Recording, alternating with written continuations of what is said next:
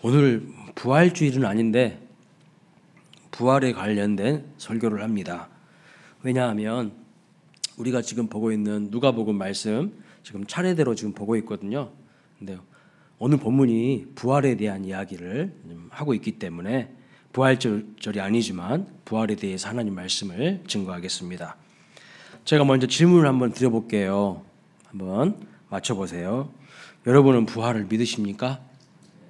네. 아멘이십니까? 네. 감사합니다. 우리 광일교회는 수준이 좋아. 수준이 있어. 네. 만약 부활을 믿지 않는다면 지금 우리가 하는 모든 신앙생활이 무엇이 될까요? 만약에 부활이 없다면, 부활이 사실이 아니라면, 부활이 실제가 아니라면 우리가 하는 모든 신앙생활은 무엇이 될까요? 제가 전문 용어로 한번 표현해 볼게요. 제가 공부를 많이 했잖아요. 이렇게 보여도 박사예요, 박사. 예. 공부를 많이 했기 때문에 제가 전문 용어를 좀 쓰겠습니다. 뭐가 되냐면요, 헛짓거리가 돼요.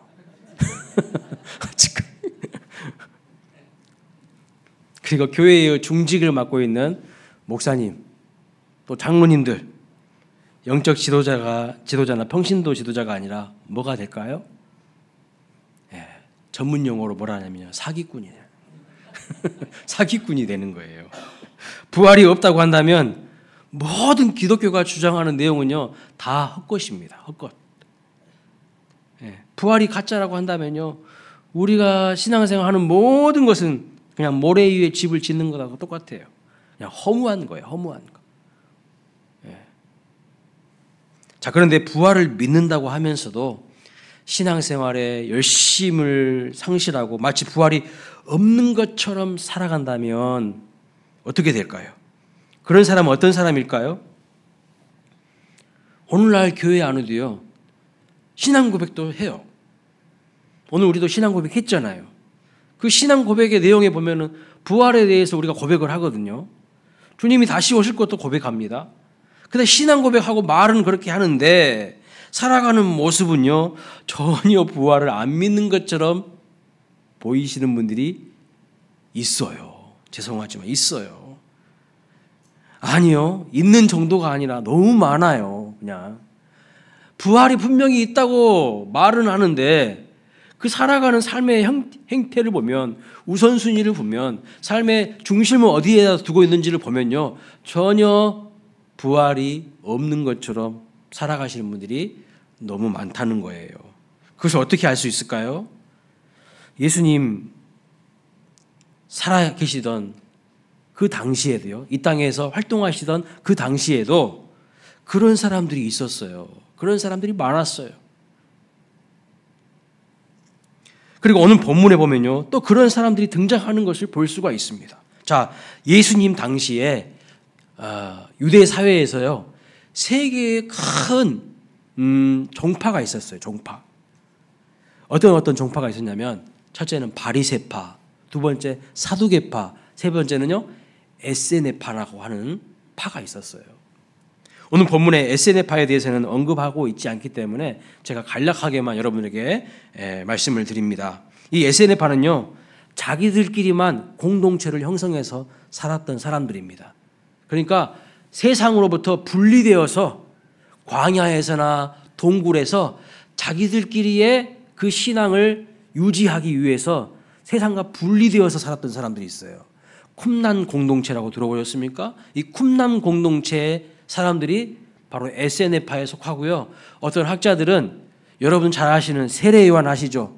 광야에 살면서 회개를 외쳤던, 메뚜기와 석청을 먹으면서 아주 검소하게 청빈하게 살았던 그 세례 요한, 이 세례 요한도 에세네파의 사람일 것이다 라고 이야기하시는 학자들도 많이 있습니다. 사두개파가요 예루살렘 성전을 장악하기 시작한 기원전 3세기 이후부터 이제 예루살렘 성전이 타락해가지고 그 성전으로서의 기능을 상실해요. 그래서 이 유대 종교에서 벗어나서 진보적인 입장을 취한 종파가 바로 SNF파입니다. SNF파. 자기들끼리만 세상과 분리되어서 집단으로 거주했어요. 그리고 이 SNF파에서 로마로부터의 독립, 그러니까 로마가 당시에 세계를 제패하면서 이스라엘도 식민지로 삼았는데 이 로마로부터의 독립을 외치면서 저항했던 열심당원이라고 있어요. 예수님 제자 중에서 열심당원이 있죠. 가나안 사람 시몬이 열심당원이었는데 그 열심당원들이 바로 이 SNF파에서부터 나온 사람들이라고 합니다. 그러나 SNF파는요, 그 당시 별로 힘이 없었어요. 그래서 주류가 아니라 비주류입니다. 술 말고요. 술 좋아하시는 분들, 주류 말고 비주류입니다. 자, 주류 사회에 영향력 있는 분파는요, 어떤 파였을까요? 사두개파와 바리새파였어요. 오늘 본문에 이 두 파가 나옵니다. 자, 어떤 차이가 있는지 한번 보겠습니다. 사도행전 23장 8절입니다. 읽어볼까요? 시작. 이는 사두개인은 부활도 없고 천사도 없고 영도 없다 하고 바리새인은 다 있다 함이라. 네, 이 두 파의 특징을 대조해서 한 절에 그냥 탁 너무 선명하게 잘 말해주고 있는 것 같아요. 그러니까 이 사두개인들은요, 쉽게 말하면 영적인 실체를 전혀 믿지 않는 파예요. 그러니까 이 사람들은 뭘 믿을까요? 그러면 뭔만 인정할까요? 현실만을 인정하는 거예요. 현실 세계만을 그냥 인정하는 현실주의자들이었습니다. 이 사람들은 다윗 시대에 사독 제사장이라고 있었어요. 이 사독 제사장의 후예들입니다.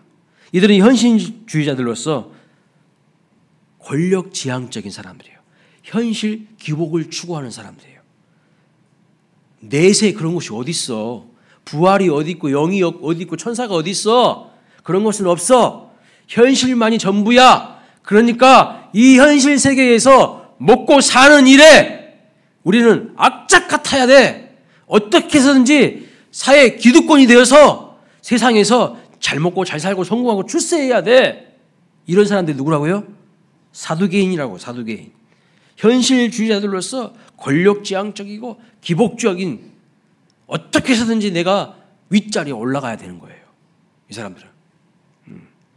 왜요? 죽음 위의 세계도 믿지 않고 영적 세계도 믿지 않기 때문에 이 땅에서, 우리 쉬운 말로 쇼부를 본다 하죠. 이 땅에서 쇼부를 봐야 돼. 이 땅에서 잘 먹고 잘 사는 것에서만 신경 쓰는 사람들이 바로 사두개인들입니다. 그래서요, 당시 사내들인 공의회가 있었어요. 우리나라도 국회가 있죠. 근데 국회보다 더 파워가 센 게 뭐냐면 사내들인 공의회예요. 우리나라 국회하고도 비교가 안 돼. 뭐 국회에서 뭐 합니까 지금? 뭐 하냐고요. 뭐 해도 정부에서 뭐 시행령으로 다 바꿔버려. 아무 힘이 없어. 근데 이 사내들인 공의회는요, 엄청난 파워가 있어요. 근데 그 사내들인 공의회에 요직을 다 차지했던 사람들이 누굴까요? 이 사두개인들이에요. 현실지향적이고 기복적이고 권력지향적인 사람들이기 때문에 이 사두개파가 다 사내들인 공회의 요직을 다 하고 있었던 것을 알 수 있습니다. 그러니까 사회의 기득권 측이고 권력의 실세들이에요. 그런데요, 부활도 안 믿어요. 영도 안 믿어요. 천사도 안 믿어요. 영적인 실제를 부인하는 사람들이에요. 우리 광일교회 성도님들 가운데는 이런 분이 한 사람도 안 계시기를 바랍니다. 자, 이들은요, 성경에서도 부활을 언급하고 있는 성경은 안 믿어요. 정경으로 믿지 않습니다. 여러분, 구약 성경에 부활에 대한 내용이 나올까요? 나오지 않을까요? 나올까요? 나오지 않을까요? 구약 성경에 뭐 나오든지 말든지 뭐 나올까요? 안 나올까요? 나와요. 구약 성경에도 부활에 대해서 나와요. 죽은 사람이 살아난 사건들이 많이 기록되어 있습니다. 엘리야 선지자가요, 누구를 살리죠? 사르밧 과부의 아들을 살리잖아요. 엘리사 선지자는요, 수넴 여인의 또 아들을 살린 사건이 나옵니다. 다니엘에도 부활 이야기가 나오고요, 또 에스겔에도, 이사야에도 부활에 대한 내용들이 많이 나옵니다. 구약 성경 도처도처에 부활에 대해서 언급하고 있는 많은 스토리가 있고 내용들이 있어요. 근데 사두개인들은요, 이런 부활이 언급되고 나오는 성경을요, 성경으로 인정하지 않아요. 그들의 입장에서는 그런 책들이 불편한 거예요. 불편해. 자기들이 불편하다고요, 성경으로 인정하지 않아. 그래서 그들이 부활에 관련된 내용 들어가 있는 성경을 다 빼고 보니까요, 딱 5권만 성경으로 인정해. 뭘까요? 모세오경. 모세가 기록한 5권의 성경, 창세기, 출애굽기, 레위기, 민수기, 신명기, 요것만 그들은 정경이다라고 인정을 하고 있어요. 그래서 얘들은요, 요것만 인정하고 나머지는요, 그냥 성경으로서의 별로 가치가 떨어진 거다, 이렇게 이야기를 합니다. 그에 비해서 바리새인들은 다 있다고 믿었어요. 부활도 있고 천사도 있고 영도 있고 천국도 있고 다 있다. 성경대로, 그러니까 이 바리새인들은 살려고 몸부림했던 사람들이고 성경대로 믿으려고 했던 사람들입니다. 나중에 이제 너무 지나쳐서 너무 문자주의적으로 가면서 또 너무 이제 형식적이고 위선적인 모습으로 갔기 때문에 문제이지만, 원래 이 바리새인들은요, 우리가 하나님의 말씀대로 살아야 된다, 하나님의 말씀대로 살지 않기 때문에 멸망당한 거다. 우리 믿음의 선진들이 멸망당한 이유가 뭐냐? 하나님 말씀 무시하고 우상 숭배하고 했기 때문에 망한 거다. 그러면서 다시 말씀으로 돌아가야 된다. 원래는 의도는 이거였어요. 그런데 나중에는 너무 이제 율법적이고 기계적이고 형식적인 신앙생활이 되어버렸기 때문에 문제이지만, 바리새인들은 다 믿었던 사람들입니다. 자, 이런 차이가 있는 바리새파와 사두개파가 사이가 좋았을까요? 나빴을까요? 좋습니까? 나쁩니까? 나빠요. 좋을 리가 없죠. 그래서 계속 문제마다 사사건건 계속 부딪히는 겁니다. 갈등하는 겁니다. 마치 물과 기름처럼 그냥 섞일 수 없는 그런 사이가 돼버리는 거예요. 그런데 여러분, 신기한 일이 있습니다. 뭐가 신기하냐면, 아니 이렇게 사이가 나쁜 두 파가요, 사이가 좋아. 언제요? 공동의 목표와 목적이 생길 때. 그러면 어떤 일에 공동의 목적과 목표로 삼았을까요? 어떤 일을? 예수님 잡는 일. 안 좋은 일에 의기투합했어요. 예수님을 책잡고 끌어내리려고, 예수님을 십자가에 못 박으려고 의기투합되어서 하나가 됩니다. 좋은 일에 하나가 돼야 되는데 안 좋은 일에 이렇게 하나가 되는 것을 볼 수 있어요. 그래서 예수님을 공동의 적으로 막 몰아가는 거예요. 그래서 지난 주일에 살펴보았던 내용이 뭡니까? 가이사에게 세금을 바쳐야 됩니까? 바치지 않는 것이 옳은 것입니까? 그 질문을 했잖아요. 누가 그런 질문을 했죠? 바리새파가 했습니까? 사두개파가 했습니까? 뭐 누가 했던지 했겠죠. 19절에 보시면, 20장 19절에 보시면 서기관들과 대제사장들이라고 나와 있어요. 그죠? 여기 서기관들이 누구냐면요, 그 당시에 대부분의 바리새인들이에요. 바리새인들은 서기관들이 많았어요. 이 바리새인들이 정치적인 이슈로 예수님을 책잡으려고 탁 걸어서 넘어지게 하려고 가이사, 당시 로마 황제에게 세금을 내야 됩니까? 그것이 옳은 것입니까? 그런 것입니까? 이렇게 탁 물어본 거예요. 그런데 이번에는요, 사두개인들이, 부활도 천사도 영도 부인하는 사두개인들이 종교적이고 신학적인 이슈로 예수님을 책잡아서 깎아내리기 위해서 또 질문을 던지는 겁니다.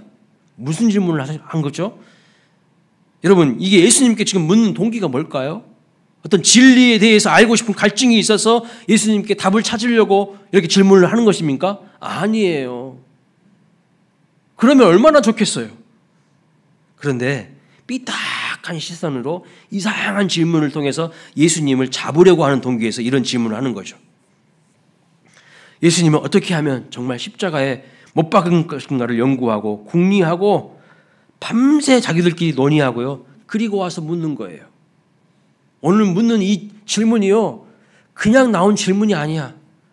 아주 고차원적이에요. 배우려고 하는 마음가짐이나 정말 겸손한 마음으로 하는 질문이었다면 그처럼 좋은 일이 어디 있겠습니까? 그런데 지금 불순한 동기를 가지고 와서 예수님을 책잡으려고 종교적이고 신학적인 이슈로 질문을 던지는 것을 볼 수가 있습니다. 자, 부활을 믿지 않는 사두개인들이 와서 예수님께 그럼 무슨 질문을 하고 있죠? 유대 사회에서 지켜왔던 독특한 제도가 있었어요. 그것은 모세의 율법 중에 하나였어요. 모세가 백성들에게 반드시 지키라고 가르쳐 준 거예요. 그것이 무엇이냐면 일명 형사취수법, 계대결혼법, 수혼법이라고 합니다. 다 똑같은 내용이에요. 단어만 좀 다를 뿐입니다. 무슨 말이냐면 형수와 결혼을 했어요. 근데 자녀를 낳지 못하고 죽었어. 그러면 그 형수를 동생이 취해서 다시 결혼을 해요. 그래서 아들을 낳으면 그 아들을 내 아들이 아니라 형의 아들로 그렇게 올리는 거예요. 그것을 뭐라고 하냐면 형사취수법, 계대결혼법이라고 했어요. 신명기 25장 5절부터 6절에 보십시다. 같이 읽어보겠습니다. 시작. 형제들이 함께 사는데 그중 하나가 죽고 아들이 없거든 그 죽은 자의 아내는 나가서 타인에게 시집가지 말 것이요 그의 남편의 형제가 그에게로 들어가서 그를 맞이하여 아내로 삼아 그의 남편의 형제된 의무를 그에게 다 행할 것이요 그 여인이 낳은 첫 아들이 그 죽은 형제의 이름을 잊게 하여 그 이름이 이스라엘 중에서 끊어지지 않게 할 것이니라. 왜 이런 제도가 생겼을까요? 왜 이런 제도가? 당시에 이스라엘은요, 여인들이 사회적 최약자예요. 최약자. 남성 중심의 사회였어요. 그러니까 여자가 결혼을 했는데 남편이 죽어버려요. 그리고 내가 아이도 못 낳았어. 그런 상황이면 뭐가 되는 거예요? 그냥 과부가 되는 거잖아요. 과부가 되면요, 그냥 죽은 거나 똑같아요. 그래서 이 여인들을 보호하기 위하여서, 이 여러 여인들을 배려하기 위해서, 과부들을 보호하고 배려하기 위해서 모세가 형사취수법을 만들었던 것입니다. 그러니까 남편이 죽으면 과부들은 살아갈 길이 막막한 거예요. 그 당시에는. 경제적인 힘이 전혀 없던 시대였고 살아갈 수단이 없었어요. 근데 만약에 자녀마다 없으면 완전히 죽은 목숨이에요. 그런 안타까움을 해결하기 위해서 형이 죽게 되면 형수를 동생이 취해서 자녀를 낳고 그 아들을 내 아들이 아니라 형님의 아들로 대를 잇게 하는 이른바 계대결혼 형사취수법이라고 하였습니다. 그러니까 이 제도를 모세가 만들어 놓은 이유는 뭐냐면 남성 중심의 사회에서 최약자층인 과부들을, 여인들을 보호하기 위해서 만든 것입니다. 그런데 이제 이것을 가지고 와서 사두개인들은 부활을 인정하지 않죠. 그래서 이거를 가지고 와서 부활을 말하는 예수님께 시비를 거는 겁니다. 만약 남자 형제가 7명이 있는데 큰형님이 아들이 없어 죽었어요. 그래서 둘째 동생이 형수와 다시 혼인을 했는데 둘째 동생도 아들을 낳지 못하고 죽었어.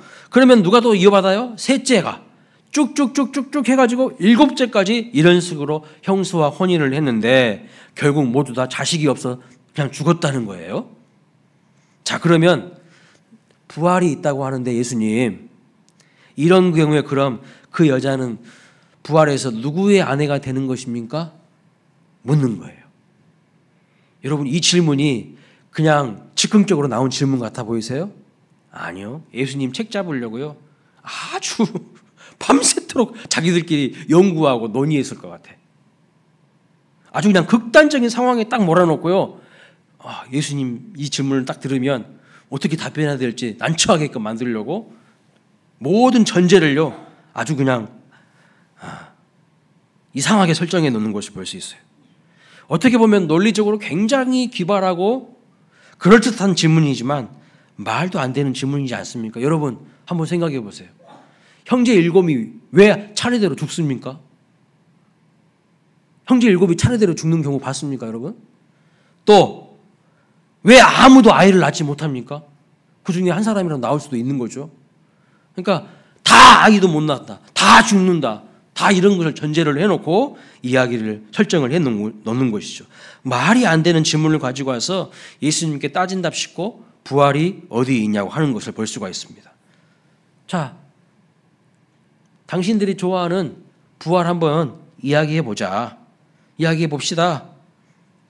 자, 이런 부활하게 되면, 이런 케이스면 그 여자는 과연 누구의 아내가 되는 것입니까? 말해 보라고, 이야기해 보라고. 여러분 뭐라고 말씀하실 것 같아요? 부활이 있다고 믿는 여러분들은 누구의 아내가 될까요? 누구의 아내가 되겠습니까? 예수님께서 이 질문에 대해서 답변을 하시는 거예요. 34절부터 36절 같이 읽어보겠습니다. 시작. 예수께서 이르시되 이 세상의 자녀들은 장가도 가고 시집도 가되 저 세상과 및 죽은 자 가운데서 부활함을 얻기에 합당히 여김을 받은 자들은 장가 가고 시집 가는 일이 없으며 그들은 다시 죽을 수도 없나니 이는 천사와 동등이요 부활의 자녀로서 하나님의 자녀임이라. 네, 아멘. 부활한 몸은 시집가고 장가가는 일이 없다는 거예요.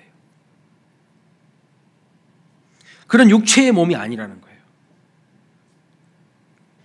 여러분 부활해서 시집가고 장가가고 싶으십니까? 어떠세요? 네.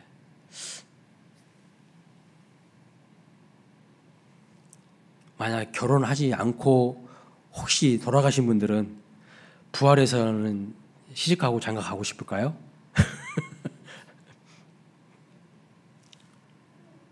부활하면요, 이런 육체의 몸으로 부활하지 않는다는 거예요. 분명 성경은 부활을 말씀하시는데 어떤 부활을 말씀하시냐면 신령한 몸의 부활이라고 말하고 있어요. 신령한 몸의 부활. 시집가고 장가가는 그런 부활이 아닙니다. 고린도전서 15장 44절 말씀 보니까 이렇게 말씀합니다. 신령한 몸으로 다시 살아나니. 또 52절 말씀 보면 죽은 자들이 썩지 아니할 것으로 다시 살아나고 우리도 변화되리라. 썩을 몸으로 부활하는 게 아니에요. 또 시간이 지나고 세월이 지나면 뭔가 아프거나 병들어서 또 썩어질 몸으로 부활하는 게 아니에요. 영원한 신령한 몸으로 부활하게 된다고 성경은 말씀하고 있습니다. 그러니까 부활한 몸은요, 다시 죽을 수 없는 몸이에요. 다시 죽을 수 없는 영원한 신령한 몸의 부활을 말씀하고 있는 것입니다. 그래서 영원한 생명을 우리가 산다는 거예요. 영원한 생명을. 근데 믿음 안에서 예수 그리스도를 믿는 그 믿음으로 산 사람은요, 생명의 부활로. 그러나 믿음이 없는 사람들은 심판의 부활로 영원을 산다고 말씀하고 있어요.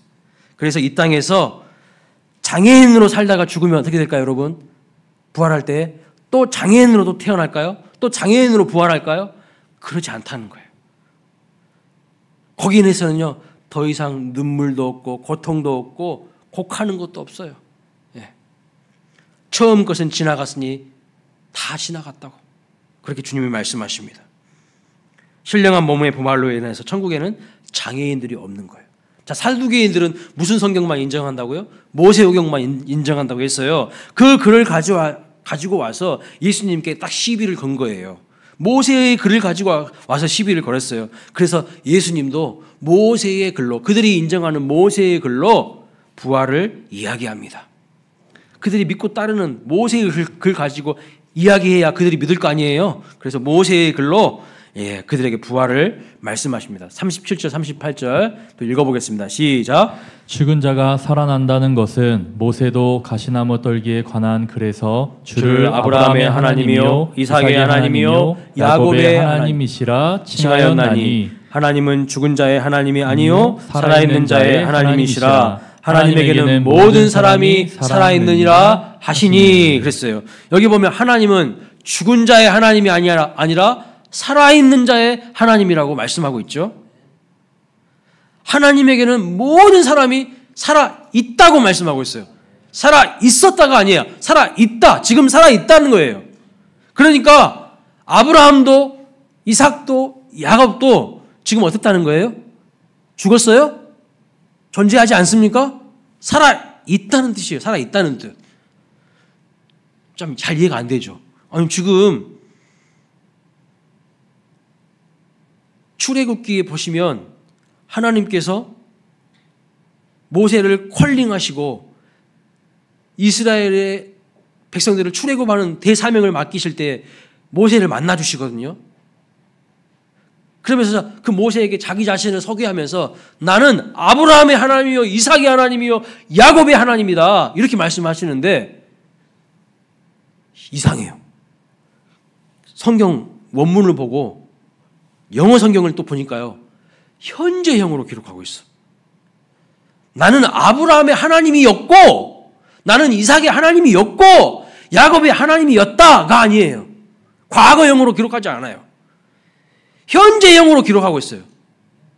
현재 나는 아브라함의 하나님, 이삭의 하나님, 야곱의 하나님이다. 나는 살아있는 자의 하나님이다. 아브라함도 살아있고 야곱도 살아있고 이삭도 지금 살아있다. 죽은 게 아니라는 거예요. 여러분 아브라함하고 모세는요 엄청난 시간 간격이 있어요. 아브라함은 모세보다 훨씬 이전 사람입니다. 그런데 과거형으로 기록하게 한 게 아니라 현재형으로 기록하고 있어요.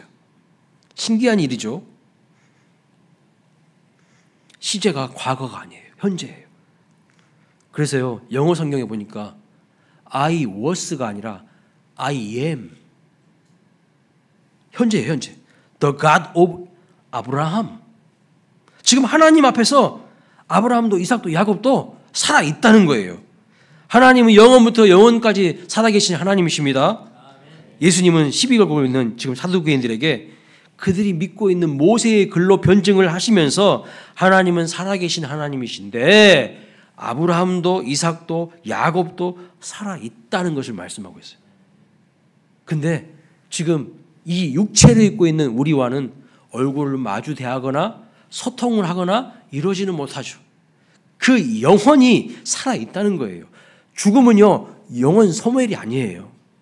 세상 사람들은 이런 이야기합니다. 죽으면 다 끝이요. 죽으면 다 끝이요.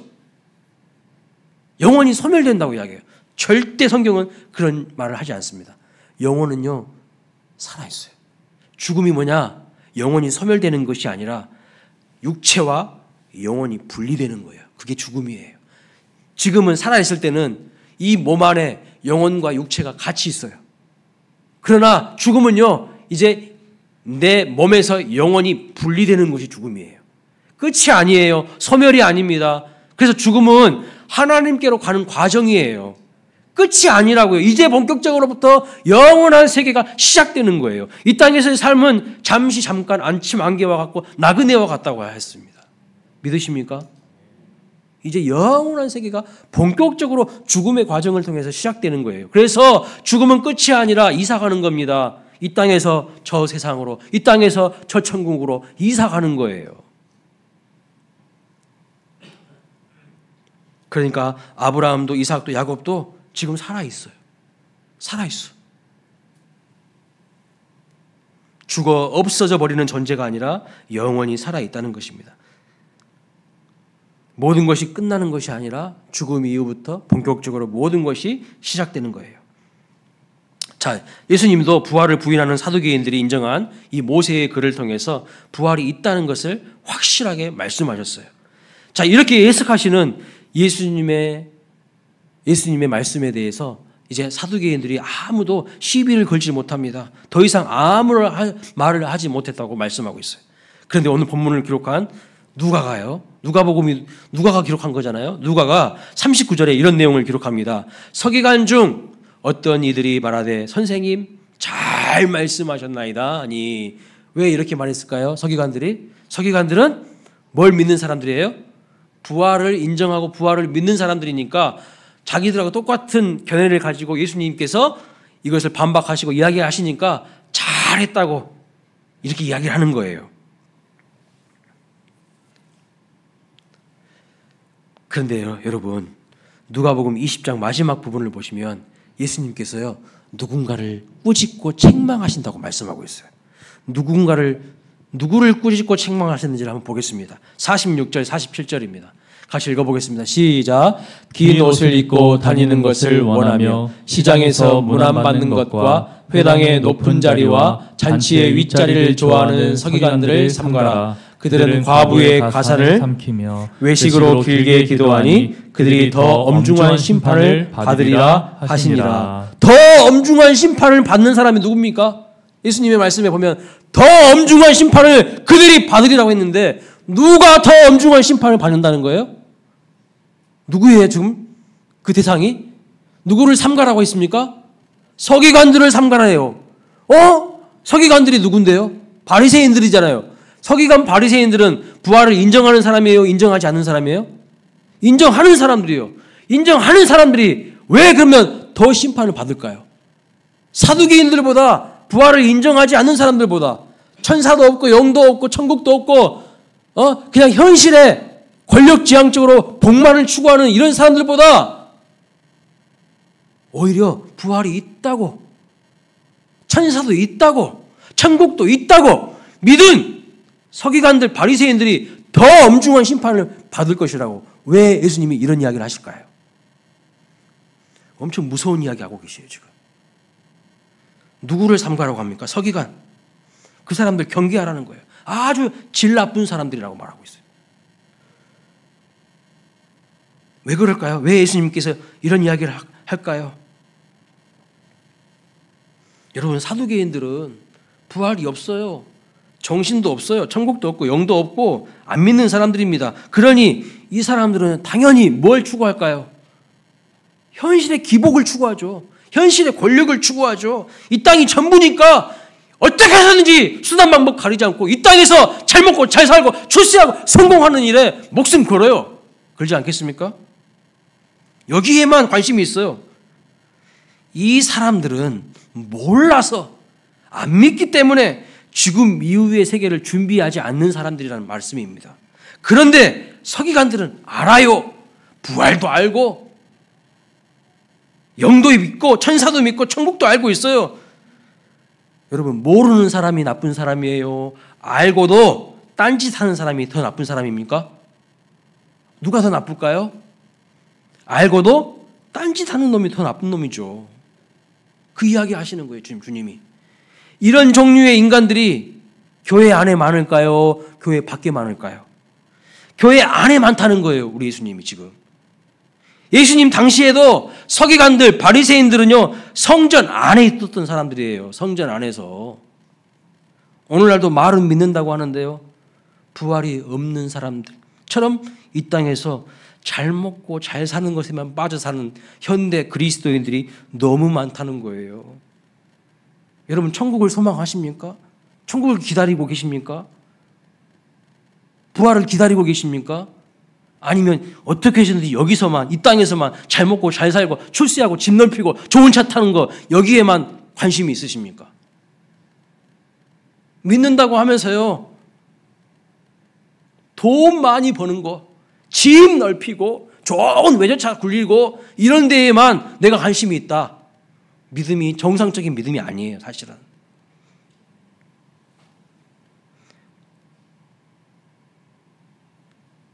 잘못된 거예요. 그러나 지금 힘들고 어렵게 이 땅을 살아가지만 선한 싸움을 싸우고 믿음을 지키면서 오늘도 주님과 동행하는 삶을 살아가는 성도에게 죽음과 부활은 어떤 의미일까요? 과연 어떤 의미일까요? 마태복음 5장에 보시면 산상수훈 가운데 8복을 8가지 복을 말씀하시는데 가장 마지막 복이 가장 큰 복이에요. 어떤 복이냐면 의를 위하여 핍박받는 자에게 주시는 복이라고 말씀하고 있어요. 마태복음 5장 6절 7절 말씀 보겠습니다. 시작. 나로 말미암아 너희를 욕하고 박해하고 거짓으로 너희를 거슬러 모든 악한 말을 할 때에는 너희에게 복이 있나니 기뻐하고 즐거워하라. 하늘에서 너희 상이 큼이라. 너희 전에 있던 선지자들도 이같이 박해하였느니라. 주님을 위해 살면서 여러분 고난이 있으십니까? 예수님 믿는 것 때문에 서러운 일 당한 적 있으세요? 누군가 여러분들을 막 공격합니까? 안 좋은 말로 막 여러분들을 공격합니까? 이 땅은요 잠시 잠깐이지만 분명한 하나님의 보상이 있다는 겁니다. 의의 면류관, 영광의 면류관이 반드시 있다는 것을 믿으시기 바랍니다. 그래서 성도의 죽음은요 절망의 날이 아니에요. 환희의 날이에요. 영광의 날이에요. 고난의 현실과 싸우고 사탄 마귀의 악한 영들과 싸우고 나 자신의 죄성과 싸우면서 선한 싸움 싸우면서 치열한 영적 전투를 펼쳐가지만 그 십자가의 길, 그 믿음의 길, 그 이유의 길을 걸어가지만 그 마지막 날, 그 죽음의 날은요, 승리의 날이라고 말씀하고 있어요. 이긴 자의 날이에요. 최후 승리의 날이에요. 그래서 성도의 부활은 영광의 날입니다. 영광의 날. 모든 것이 역전되는 날인 줄로 믿으시기 바랍니다. 그래서 하나님께서 신실한 믿음으로 살아가는 성도들의 눈물을 닦아주시고 하나님이 네가 정말 챔피언이야. 네가 정말 진짜야. 이렇게 하나님께서 인정해 주시는 날이 되는 것입니다. 우리 광일교회 모든 성도님들 그날 엄중한 심판이 아니라 최고의 칭찬과 상을 받으시는 우리 모두가 되시기를 주님의 이름으로 축원합니다. 현실에 코를 박고 살지 마세요. 잠시 잠깐이라니까요. 그의 나라와 그의 의를 먼저 구하라고 했죠. 말씀을 마치겠습니다. 한 시각장애인이 추운 겨울에 구걸을 합니다.